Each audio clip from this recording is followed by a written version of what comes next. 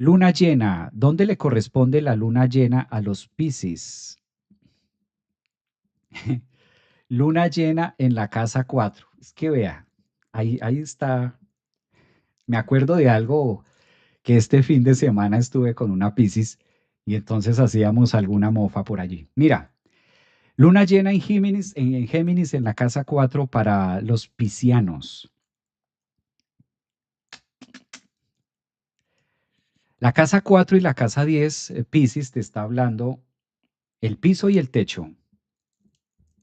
Te está hablando de temas muy contundentes. Observemos cómo el Sol es una identidad de fuerza yang o energía masculina y la Luna es una energía de recibir femenina. Se ubica en casa 4 y casa 10, típico de los parentales, típico de la estructura. Piscis es una luna llena que evoca a tomar decisiones drásticas, a tomar decisiones puntuales, tomar decisiones acerca de tu propia identidad, de tu propia columna. Se me ocurre, ¿no? Tomando como el eje principal o como los fieles que sostiene algo la casa 4 y la casa 10. Piscis, momento de echar a andar, ya se culmina un proceso, ya no hay que repensar, reevaluar. La luna en Géminis dice cuál va a ser el próximo norte, cuál va a ser el próximo piso. Hay muchas oportunidades que tienes, Géminis.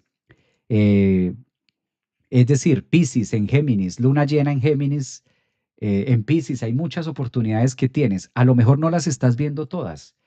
¿Cuál es el efecto? Vamos a colocarlo aquí en un cuadrado de color rojo. ¿Cuál es el efecto reto? Llamémoslo así para que suene bonito. El efecto reto que tiene esta luna llena, recuerden que son los nodos. El nodo principal o el nodo que está llamando o que está pidiéndole a Pisces es el norte. El sur nos invita a ir soltando temas y que nos dé la fuerza para iniciar.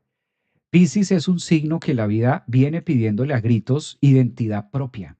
Piscis es un signo, si tú eres ascendente en Piscis o tienes el sol en Piscis, la vida hace rato, con todo lo que pasó en el 2024, este año 2025, y lo que te va a pedir el 2026 es en este caso dar identidad, dar pensamiento. Esta luna llena en Géminis te está diciendo, busca otras alternativas, unas formas